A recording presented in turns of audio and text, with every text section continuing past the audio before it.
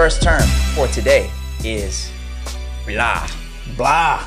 I mean, I appreciate the word blah. It's kind of like, it's like one of those sounds that's not really a word, but we use it like a word because it helps convey a meaning that you wish we had a word for. Like, it's just blah. I appreciate it, man. Yeah, you're right. And I've been using that word a lot lately to describe my feelings for this online learning pandemic teaching school year. And that's perfect because EdWeek did a survey of teachers recently, and I found out that I'm not the only one that's feeling kind of blah about this school year. All right, so let's get into it. Holly Kurtz and the EdWeek Research Center presented results from this survey, this really fascinating survey that was given towards the end of August. All right, so this nationally representative online survey of 826 K-12 educators was given between August 26th and August 28th. So relatively recently, this is a time where many educators have already gone back to school at that point. And the survey included results from 415 teachers, 149 principals, and 262 district level administrators.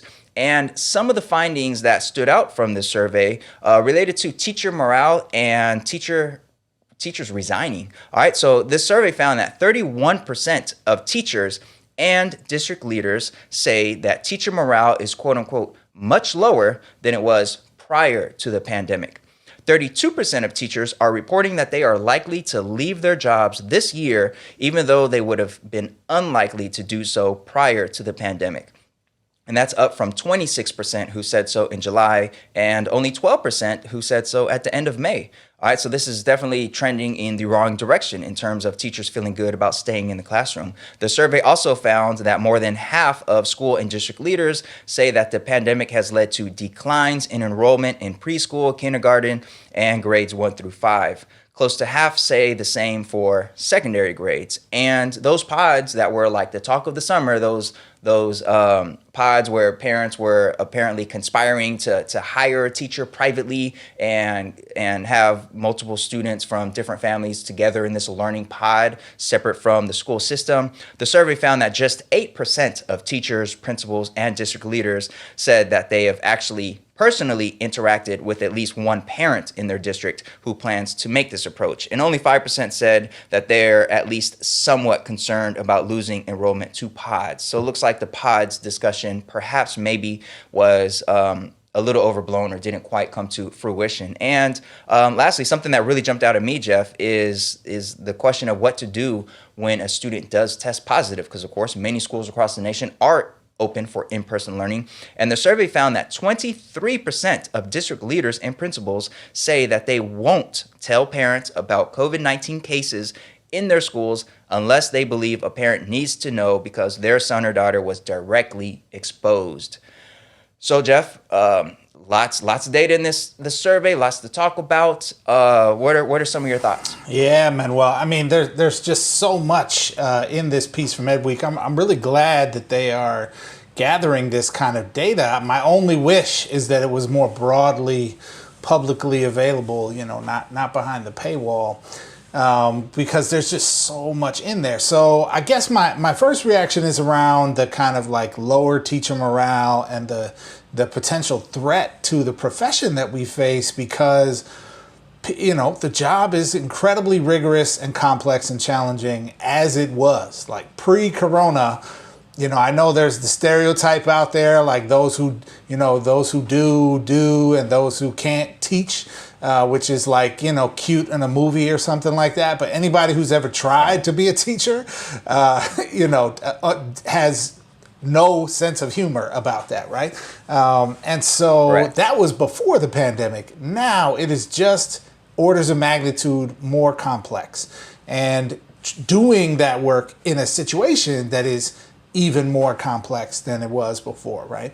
And so my real worry, and I would love to see, I haven't seen real data crunched on this, on sort of a statewide level or larger scale.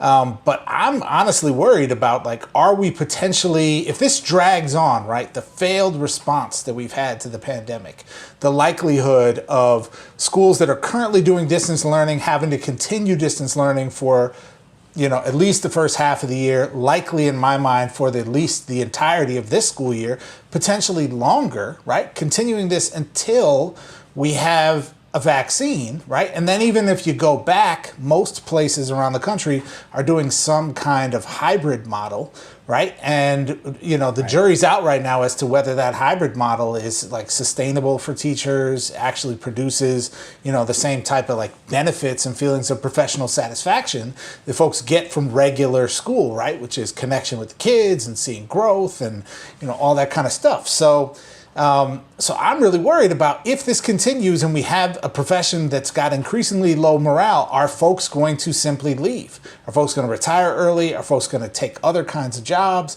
Are folks going to, who have the means, just simply stop teaching and, stay home and take care of their kids, and the family will just adjust and, reduce to one income or something of that nature?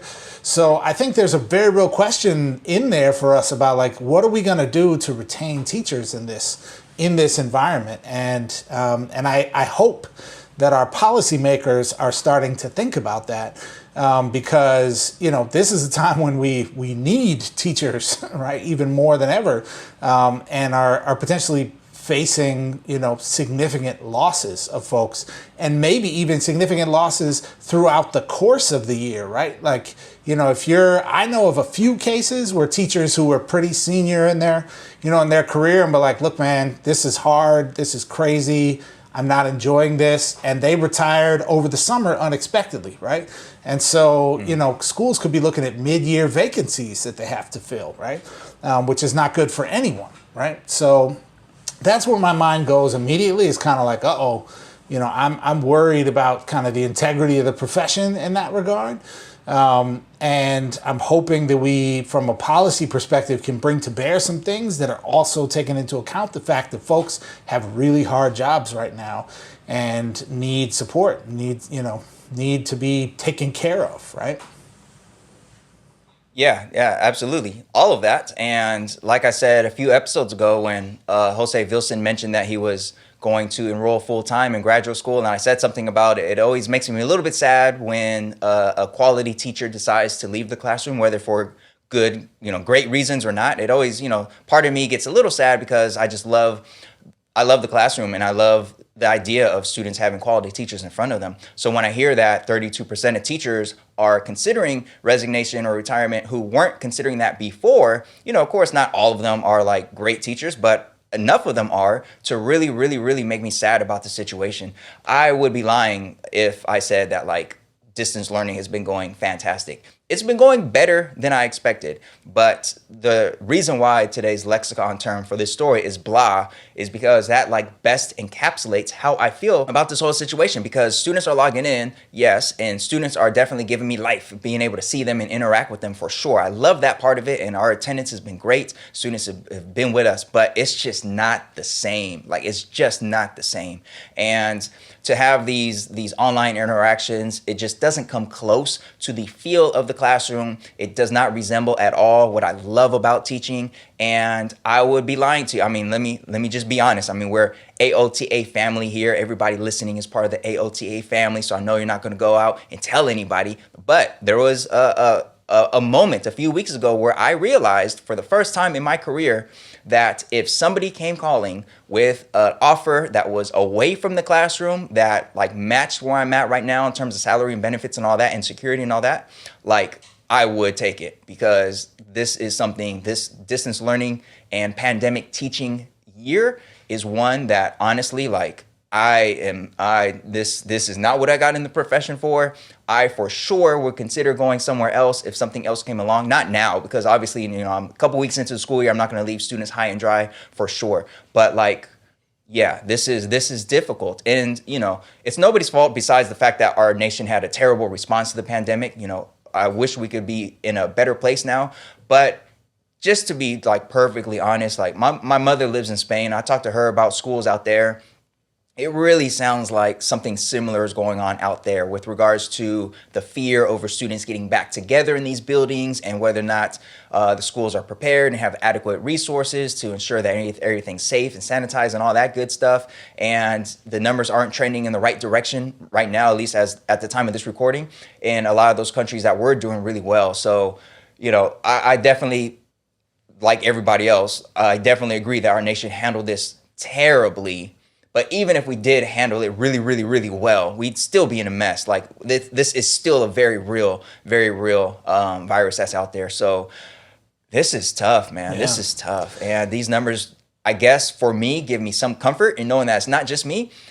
There's definitely parts of me that are like, man, I wonder if other teachers are struggling like I'm struggling or feeling like I'm feeling, because like the class sessions will go fine, or it seems like students are enjoying it. But still, like at the end, I'm just like, man, was this even worth it? Like, is this like, am I doing right by the kids? And to see that a lot of teachers are feeling the same way gives me a little bit of comfort, because, obviously part of being a teacher is always second guessing yourself and thinking like, oh man, I'm terrible at this, but I'm just playing the part until someone discovers it. So there's some comfort in knowing that other teachers are also feeling kind of not great about this. But yeah, man, it's just blah.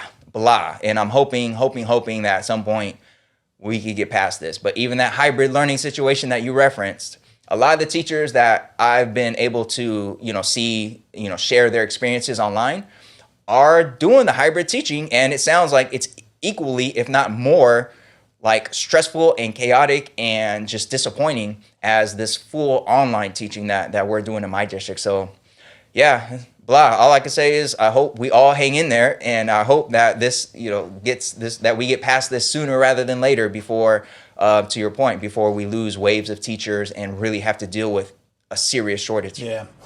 Yeah, I hear that, man, and I'm with you. I do. There is part of me that is like holding out some kind of hope, right? That like we're early in this. It's just a few weeks into the school year, out here in California.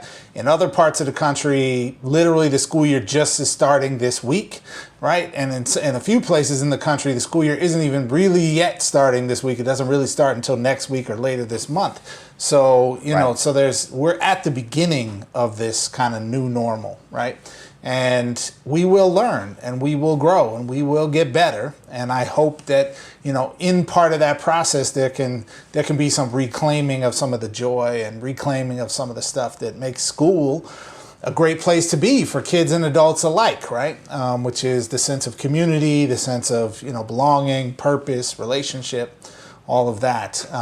But there was one other aspect of this story, Manuel, I thought we should touch on before we move to our next story, which is them hiding positive tests. I hope it's that, because I definitely have a reaction to the fact that they're not going to notify parents about positive tests in their schools. Yeah, well, maybe there's two parts of this story. We should talk about that, because what really jumps out to me also is, that part is crazy too. But what I think it's worth naming right now is that across the country we're seeing significant declines in enrollment in public school at the early grade levels, right? Pre-K, kinder, the earliest grades. And I think that is, kind of the jury's out, right, as to what that really means at this point. Is this a situation where these are the youngest kids who, already have the most sort of like home care arrangements set up, and families are just like opting out of enrolling and going to enroll the kids next year, or, in a way that some families make that decision for their child anyways, right? To hold their kid back a year or that sort of thing. And maybe it's not an indication of, say, like loss of faith in the institution of school or something of that nature, right? But if you project this ahead, right, if we're seeing like, potentially double-digit declines in enrollment at the kindergarten level, if that actually continues in any type of way up through the grades, right? If that has any legs over time, then we could potentially start seeing like a really destabilizing impact, because as folks, I hope, know, as enrollment declines, so do school budgets, right? And as school budgets go down, programs get cut, staff, teachers, out of classroom staff positions get cut. And with those things, right, programs and people go the things that make school exciting, right? The things that make school a good place to be. That we'd be talking about laying off our youngest teachers, right? Cutting ourselves off at the knees in terms of our profession. So, it's too early for like a doom and gloom prognostication on that front, but it's certainly not too early to be saying like, what is happening here? And, what, if any, movement can we see on this front to engage or re-engage those families of our youngest students so that we don't see some negative consequences down the road? Yeah, no, absolutely. And also, if I were a parent, I would be livid if the school that my kid goes to has positive cases and they didn't notify me because my kid happened not to be in that exact same classroom. Nah, I want to know. Don't hide any positives. So those 23% of administrators or district leaders that said they won't notify parents unless it's their kid was in direct proximity to that kid. I assume that their reasoning for that is so they don't want to cause a panic and have like half the school not show up the next day.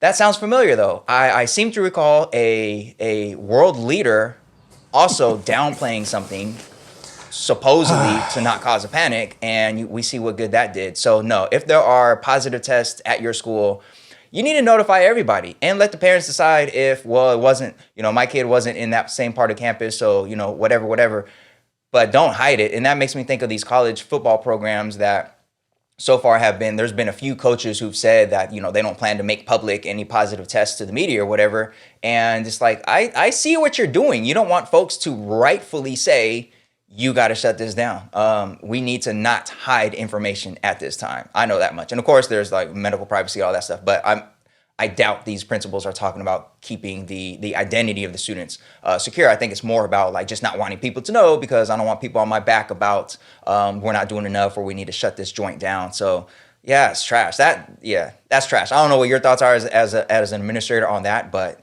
come on, man. Like you can't just keep people in the dark. Not at this time. Yeah, especially this time. I would be super surprised if that type of policy could withstand any type of legal challenge, frankly. Now there are certainly privacy issues to be considered, right? Because sharing one student's medical records, which are private, to ensure the protection of others does kind of put the rights of two different camps of people in conflict with one another, right? But there are all kinds of ways the school districts manage this across the country where they share information about lice or they share information about chickenpox or other kinds of things that protects privacy and also equips families with information they need. So I would be super surprised if at the first legal challenge to this, these type of policies fail. Also, I just want to be careful to point out that I can't imagine anywhere that it's actually a principal that's making this decision and not a district. Oh, look at you trying to defend your. Well, I gotta step up for the principals, man. Like these are not principal decisions, man. Maybe in a district where there's just one school and like the principal is the superintendent, you could make that argument. But these are definitely like policies coming out of the district office that the lawyers and risk management folks have looked at. You know what I mean? And principals may, if they have to do that, if they have to abide by that type of policy, their hands may be tied. But I also would have a hard time thinking that any principal would ethically and responsibly look at the situation and be like, yeah, we need to brush that under the rug and not tell anyone, right? That's yeah. Stand up for your peoples, man. Stand up for your peoples. I see you out there, hardworking principals. Man, they ain't listening. Any hardworking principal that's listening to this, they're probably hearing this like 3-4 months from now because as busy as they are at this time of year with all that's going on, obviously, if you are taking the time out to listen to this podcast and you are a school principal and you're hearing it within the first week of it coming out, shout out to you for making space for all of the above. Indeed. And we definitely see you. We know these are crazy, crazy times to be a principal for sure. All right, Jeff. I think we have some other stories to talk about. I think we have some other terms for our lexicon today. So what's next? All right, Manuel. Next up in our lexicon is the